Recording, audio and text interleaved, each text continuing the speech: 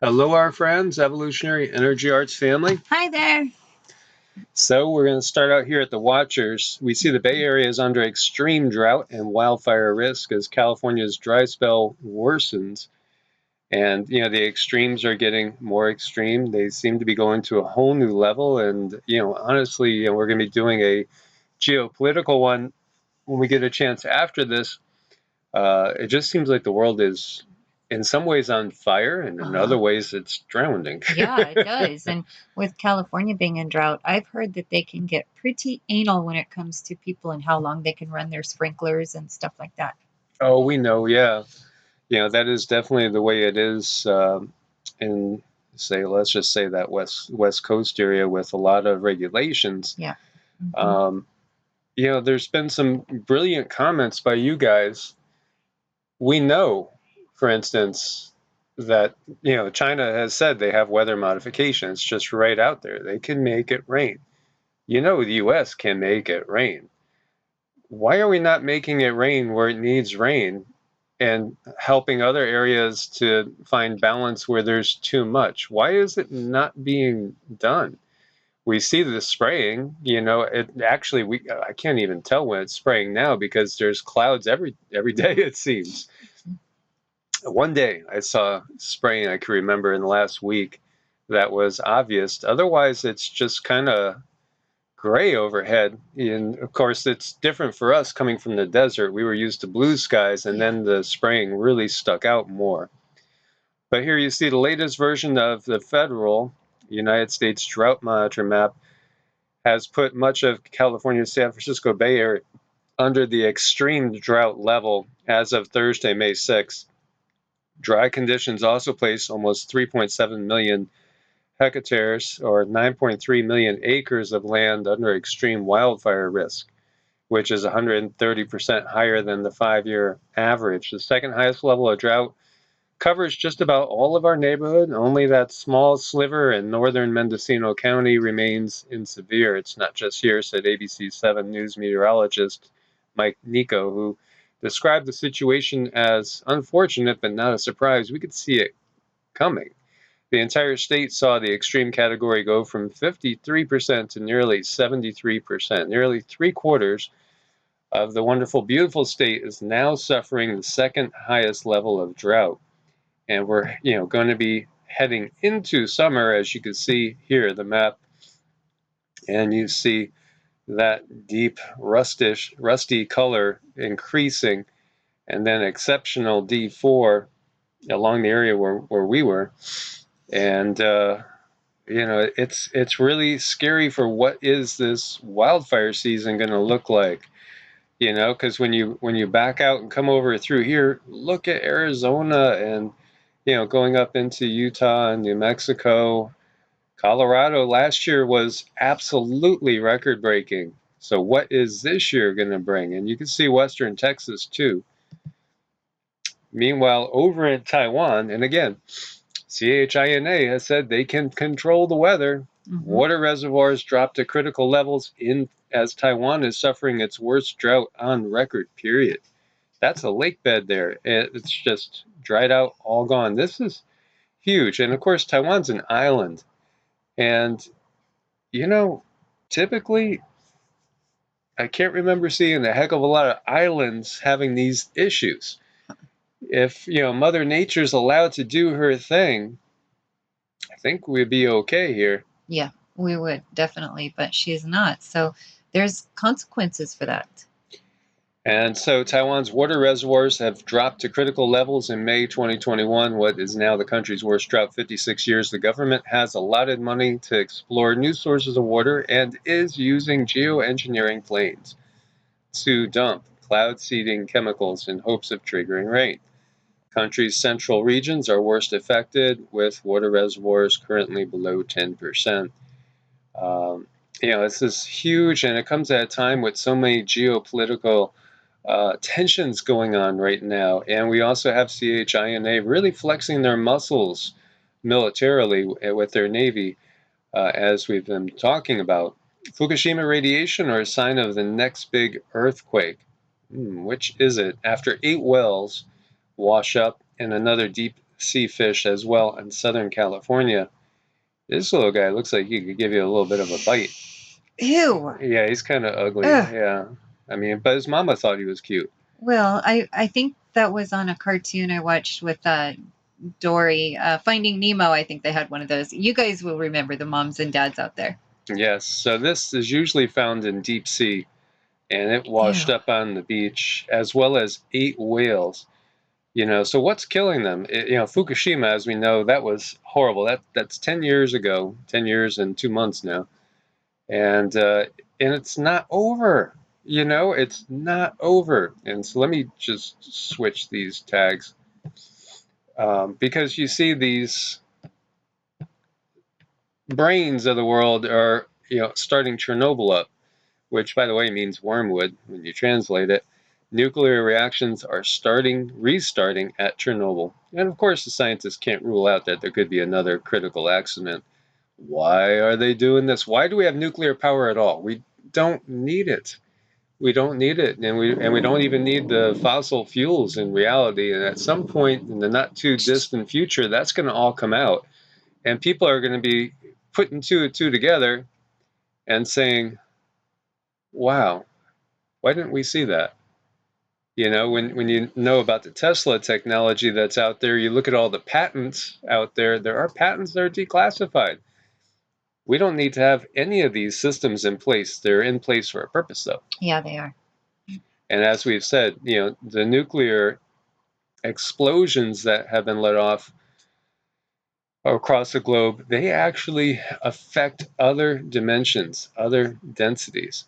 Here we see a mass deaths of reindeer on the Yamal Peninsula in Russia might be linked to climate change. Well, yeah, they're freezing in their tracks. So can we see that it's changing? And reindeer, these are reindeer. They are getting stuck and frozen to death. Reindeer know the cold. This is huge. But then we've seen frozen woolly mammoths and stuff frozen in place. Change can happen very, very quickly. That's the bottom line. Heavy rains leave 25 people dead, more than 150,000 at risk in the days ahead in Somalia, as we've seen the changing climate. And I was re-looking at the second most viewed video that we ever did, and that was on Evolutionary, and that had over 250,000 views, and it was all about the MMR, the magnetic resonance model, and how years ago, and there's no real new updates that I've seen coming out from official sources as to how fast the pole shift is speeding up. And I know a lot of researchers have taken it upon themselves to do their own research, because we're not really getting the answers as far as that goes. But that's part of the bigger plan, as we see water everywhere, and yet we see in other areas that we have disastrous conditions because of the lack of water. And with all these countries acknowledging the ability to weather control, is it just weather warfare? Well, I think most of us on this channel would agree there's weather warfare, although we might not agree totally on exactly how it's being deployed.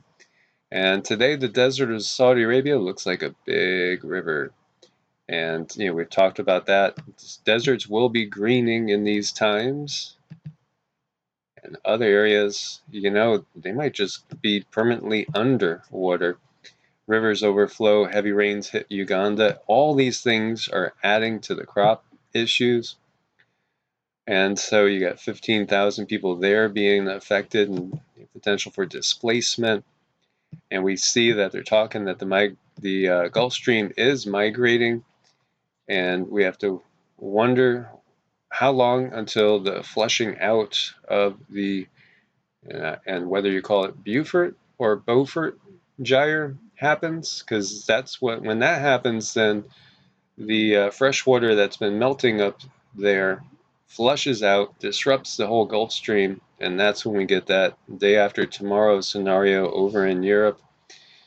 And we do see it's migrating, and again, it's also led to a lot of really fish kills because lack of oxygenation in the water. And we were talking about animals getting struck by lightning. You see, unfortunately, 4 children did and lost their lives, and 4 others were injured in lightning strikes in India in 2 districts. The plasma discharges are increasing in intensity. Europe's extreme May freeze is set to continue, and as we're doing this, right? this is what May 10th, right? And when do you think that somebody would be wearing a heavy thermal shirt and a big jacket with jeans and socks and everything on? It's cold. Yeah, this is Cindy. Cindy's all bundled up like we're in the Arctic. It's cold. I mean, I was sitting shirtless till we took the dogs for a walk. But yeah, in reality, we woke up to, I don't know, 50s.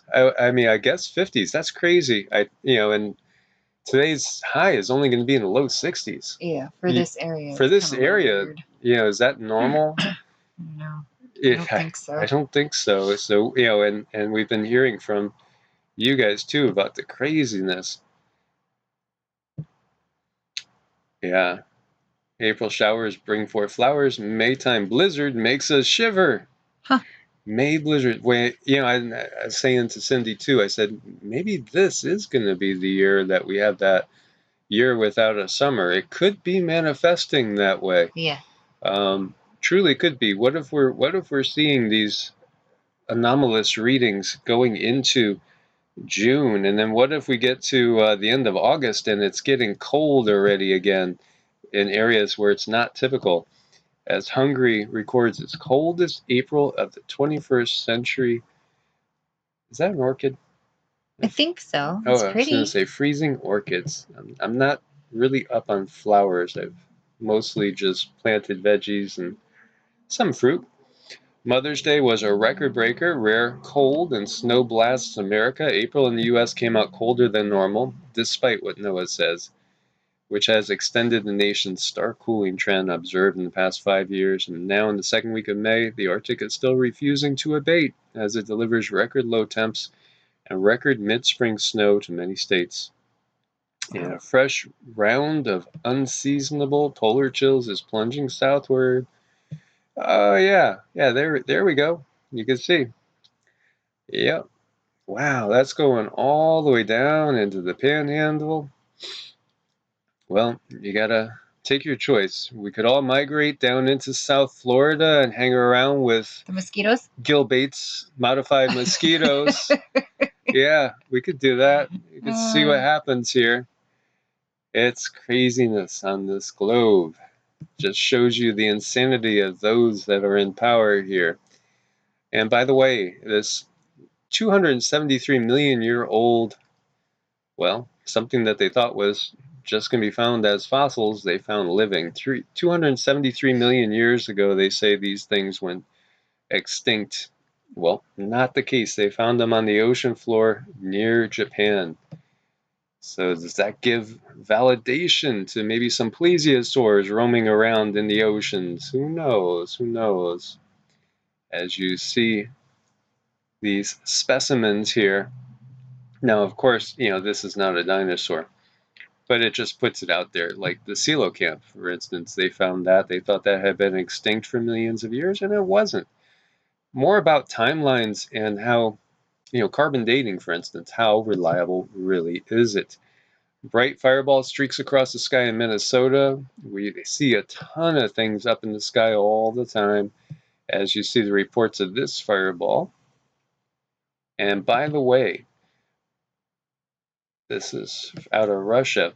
You see Russian space surveillance station records space activity at record levels, a big surge in 2021. In the 4 months of 2021, the Russian optoelectronic system for detecting space objects, OKNO-M, and this basically found movement of about 30,000 space objects in 4 months in 2021. Last year, it found 25,000, so you have almost a 20% increase. So what are these objects? I mean, obviously, Elon is putting tons of stuff up into space. Now, this, where they're measuring, is only at 7,200 feet. So, I don't own a drone, but how many of the people out there, can your drones go up to 7,200 feet? Um, I'm curious. Or is this military stuff that they're seeing up in there? Military drones mostly?